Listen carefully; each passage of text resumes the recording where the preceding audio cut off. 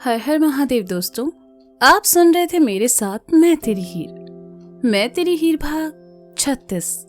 मुरारी को लेकर अनु काफी गुस्से में थी और बेचारा मुरारी उसके गुस्से के डर से भीगी बिल्ली बनकर बैठा था। सारिका और आई ने देखा तो सारिका ने अनु के पास आते हुए कहा, अनु ये क्या कर रही हो? ये फूलदान हमें दो, पागल हो गई हो क्या? क्या है ये सब? आप बीच में मत आइए दी, आज यहाँ तो ये मुरारी रहेगा या मैं? कहते हुए अनु ने फूलदान मुरारी की तरफ फेंक दिया, पर उसे लगा नहीं और नीचे गिरकर टूट गया। अरे अरे अनु बिटिया रुक जाओ, तनिक जे बताओ बात का है, काहे इतना गरमाए रही हो? बेचारे मुरारी को देखो, कैसे तुम्हारे गुस्से को देखकर कांप रहा है। गुस्सा थूक दो बिटिया और आओ बाहर चलकर बात करते हैं, आई ने कहा।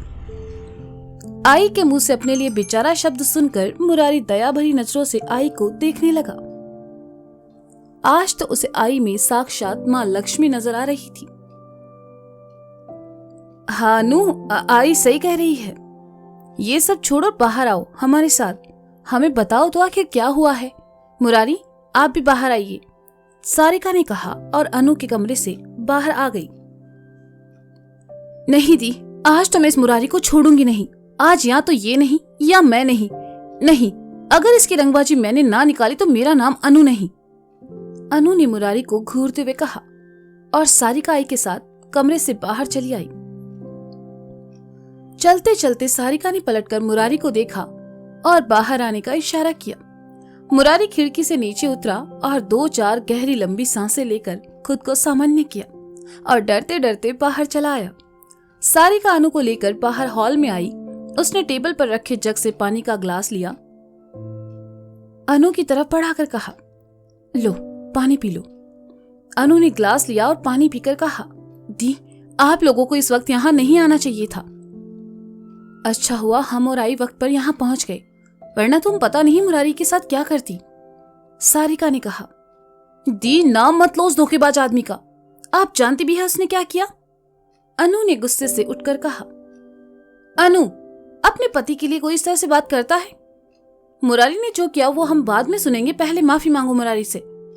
सारिका ने गुस्से से कहा तो अनु मुरारी को घूर कर देखने लगी और फिर सारिका से कहा, हरगिज नहीं, इस आदमी से माफी मांगने से अच्छा है आप मुझे 100 जूते मार लीजिए। सारिका ने सुना तो अनु से कुछ ना कहकर मुरारी की तरफ पलटी और कहा, मुरारी अब आप ही बताइए आखिर ऐसा क्या किया है आपने जिससे अनु इतना नाराज है और गुस्से में है। मुरारी ने सुना तो उसकी सिट्टी पिट्टी गुम। अब वह कहे तो क्या कहे और कैसे समझाए सबको। अनु ने जो देखा वो सब सच नहीं था। मुरारी को चुप देखकर अनु ने कहा, अरे ये क्या बताएगा, मैं बताती हूँ। दी आपके प्यारे देवर जी का बाहर अफेयर चल रहा है। कैन यू इमेजिन दी, वहां मैं अपने बेटे की शादी की तैयारियां कर रही हूँ और यहाँ बाप को रंगबाजी से फुर्सत नहीं है। आप सही कहती थी दी, बनारस में हर मर्द शिवम जीजू जैसा नहीं होता। शादी के इतने सालों बाद क्या जरूरत पड़ी इन्हें बाहर से ये सब करने की? मुझे तो ये सब कहते हुए भी शर्म आ रही है दी। मुन्ना को पता चलेगा कि उसके पापा ऐसे हैं तो बेचारी पर क्या बीतेगी, वो तो शर्म से मर ही जाएगा। 1 महीने बाद उसकी सगाई है और यहाँ ये प्यार के गुल खिला रहे हैं। सारिका और आई ने जैसे ही सुना दोनों हैरानी से मुरारी को देखने लगी। अनु ने जो कुछ भी कहा उस पर आई को तो झट से यकीन हो गया और वह लगी मुरारी को सुनाने।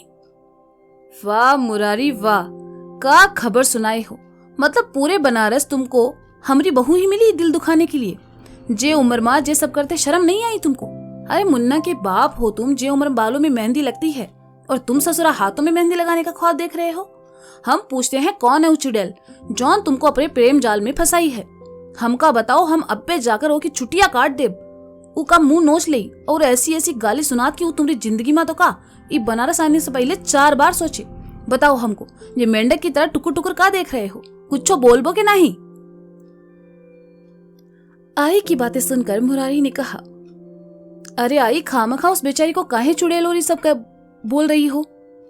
देखा दी कैसे अपनी उस माशूका के लिए बुरा लग रहा है इन्हें। मैं जानती ही थी दी कि जरूर कुछ गड़बड़ है, तभी आजकल ना ये वक्त से घर आते हैं ना ही कुछ बताते हैं। मेरी तो जिंदगी ही खराब हो गई ऐसे इंसान से शादी करके। मुझे और मेरे मुन्ना को कहीं मुंह दिखाने लायक नहीं छोड़ा इसने। अनु ने रोआसा होते हुए कहा। मुरारी ने सुना तो वह अनु के पास आया और कहा, अरे हमका कोई बुरा नहीं लग रहा है और उर्वशी से हमारा कोई रिश्ता नहीं है। तुम्हारे सर की कसम यार, भरोसा करो हम पर। तुमने जो देखा वो सच नहीं है। ये सब छोड़ो, तुम और मुन्ना की सगाई की तैयारी करो। मुन्ना की सगाई होगी बाद में, उससे पहले होगा हमारा तलाक। मैं तुमको तलाक दूंगी मुरारी, उसके बाद रहो तुम अपनी उस उर्वशी के साथ। बहुत डायमंड के नेकलेस खरीदे जा रहे हैं ना उनके लिए, अब खरीदो नेकलेस और पहनाओ अपने हाथों से। अनु ने कहा। अनु पागल हो गई हो क्या? ये क्या कह रही हो? और मुरारी आप पहले शांति से बैठिए और हमें बताइए पूरी बात क्या है। सारिका ने दोनों को चुप कराते हुए कहा, हे गंगा मैया, जे सबका सुनना पड़ रहा है हमें। जे उम्र माँ बच्चों की शादी की जाती है और जे मुरारी खुद सहरा बांधने के ख्वाब देख रहा है। हे बोले ना, सद्बुद्धि दो इस मंद बुद्धि को। आई ने कहा। आई आप भी यहाँ बैठिए। सारिका ने कहा, अरे ना बिटिया ना, हम जाकर जरा बाहर की हवा खाकर आते हैं। हमरा तो सर चक्कर खाने लगा है जे सब सुन सुन के। कहते हुए आई वहां से चली गई। अनु, मुरारी देखो, सिचुएशन को और कॉम्प्लिकेटेड मत बनाओ और हमें ये बताओ हुआ क्या। सारिका ने कहा तो अनु ने एक नजर मुरारी को देखा और उर्वशी के घर आने से लेकर मार्केट में नेकलेस खरीदने तक की सारी बातें उसे बता दी। सारिका ने सुना तो उसे बड़ी हैरानी हुई कि मुरारी ऐसा कैसे कर सकता है। उसने मुरारी की तरफ देखा और कहा, मुरारी अनु जो कह रही है क्या वो सच है? भाभी, अनु ने जो कहा वो सच है। उर्वशी यहाँ आई थी, लेकिन वो अपने किसी जरूरी काम से आई थी। भैया को भी इसके बारे में पता है, बल्कि खुद उन्होंने ही उनका काम करने को हमें कहा था।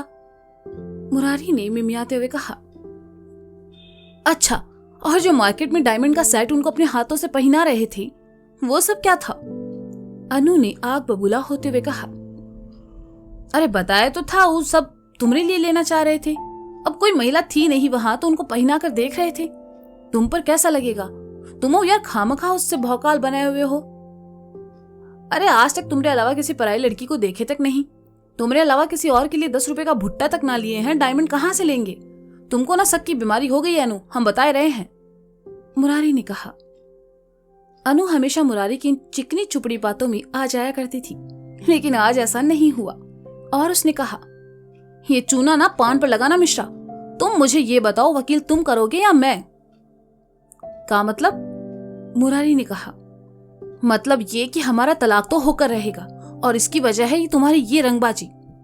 अनु ने कहा। अनु अनु अनु हमारी बात सुनो, सारिका ने कहा, लेकिन तब तक अनु वहां से जा चुकी थी। सारिका ने मुरारी की तरफ देखा तो पाया मुरारी उदास सा सारिका की तरफ ही देख रहा है। मुरारी को अपनी ओर देखते पाकर सारिका ने कहा, मुरारी क्या सच में तुम उस औरत से मार्केट में मिले थे?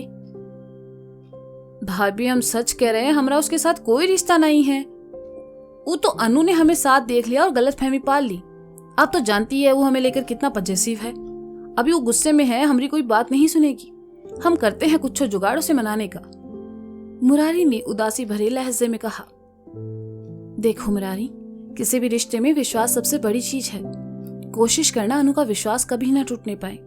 हम अनु को समझाएंगे, तब तक आप भी उस बारे में ज्यादा बात ना करें। वो थोड़ा अपसेट है और आप भी थोड़ा ध्यान दें। इस उम्र में शक की दीवारें मन में जल्दी बनती है। सारिका ने सहजता से मुरारी को समझाते हुए कहा। मुरारी समझ गया सारिका क्या कहना चाह रही है, इसलिए उसने हामी में सर हिला दिया। मन ही मन मुरारी को बहुत शर्म भी महसूस हो रही थी। आई और सारिका के सामने इन सब बातों का आना उसे शर्मिंदगी का एहसास करवा रहा था। मुरारी को खामोश देखकर सारिका ने कहा, अच्छा अभी हम चलते हैं, शिवम जी घर आ गए होंगे। अनु का ख्याल रखना और कल हम फिर आएंगे।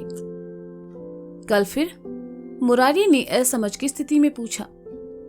अरे मुन्ना की सगाई के बारे में डिस्कस करने। इंदौर कब जाना है और कैसे करना है सब।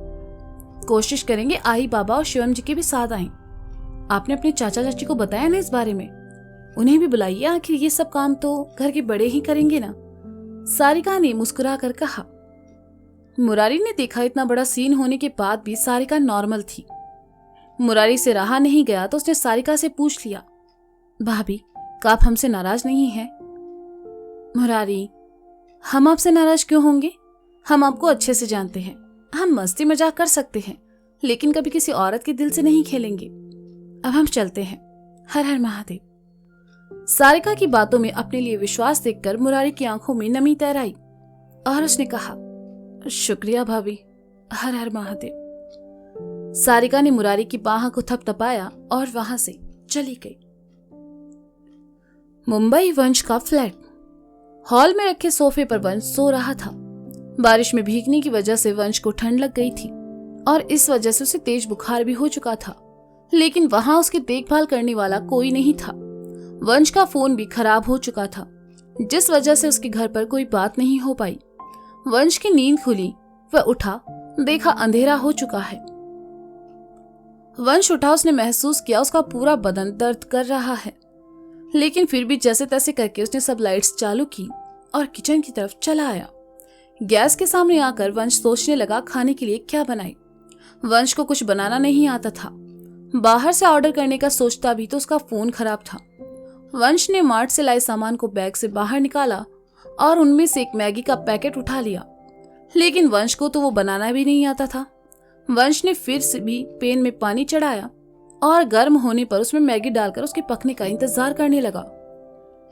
पानी ज्यादा था, लेकिन वंश को इसकी समझ नहीं थी, इसलिए ध्यान भी नहीं दिया और उसी पानी में मसाला डालकर उसे मिक्स करने लगा। वह मैगी कम और मैगी सूप ज्यादा लग रहा था। वंश ने चखने के लिए थोड़ा सा चम्मच में लेना चाहा, लेकिन ऐसा करते हुए उसकी उंगली जल गई और उसने उंगली अपने होठों के बीच दबा ली। वंश उसे चख पाता इससे पहले ही डोरबेल बजी। वंश ने घड़ी में देखा, रात के 9 बज रहे थे। इस वक्त कौन आया होगा सोचकर वंश अपनी उंगली को मुंह में रखे दरवाजे की तरफ चला आया। उसने दरवाजा खोला तो हैरान रह गया। सामने निशी खड़ी थी। निशी को देखते ही वंश ने दरवाजा उसके मुंह पर ही बंद कर दिया। वंश ने निशी को देखकर दरवाजा बंद किया तो निशी की आंखों में आंसू भर आए। दूसरी तरफ वंश ने दरवाजा बंद किया और बड़बड़ाया, नहीं नहीं नहीं नहीं नहीं नहीं नहीं, ये निशी नहीं हो सकती। इतनी रात में निशी यहाँ क्या करने आएगी?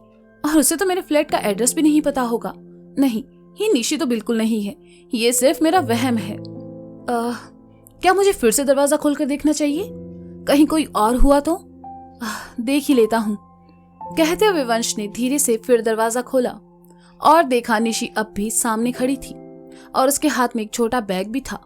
अब तो वंश को यकीन हो गया कि वो निशी ही है। उसने धीरे से कहा, क्या तुम सच में यहाँ हो? तुम्हें मेरे अलावा यहाँ कोई दिख रहा है?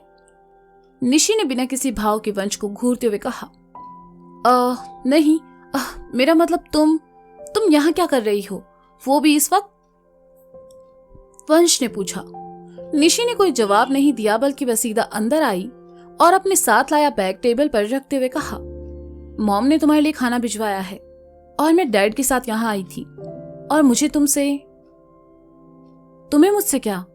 वंश ने एकदम से निशी के सामने आकर पूछा। मुझे तुमसे सॉरी भी कहना था, निशी ने वंश की आंखों में देखते हुए कहा, जिससे वंश का दिल धड़कने लगा। वंश ने अपने दोनों हाथों को बांधा और पीछे हटकर कहा, तो कहो। आई एम सॉरी वंश, जो कुछ भी हुआ उसके लिए मैं बहुत शर्मिंदा हूं, निशी ने नजरें झुकाकर कहा। वंश को निशी का सॉरी सुनने में कोई इंटरेस्ट नहीं था, बल्कि माफी मांगते हुए वह वंश को बहुत ही मासूम और प्यारी नजर आ रही थी। वंश सब छोड़कर निशी को प्यार से देखता रहा और उधर गैस पर चढ़ी मैगी जलकर पैन में चिपकने लगी और जलने की बदबू आने लगी। कुछ जल रहा है क्या? निशी ने धीरे से पूछा।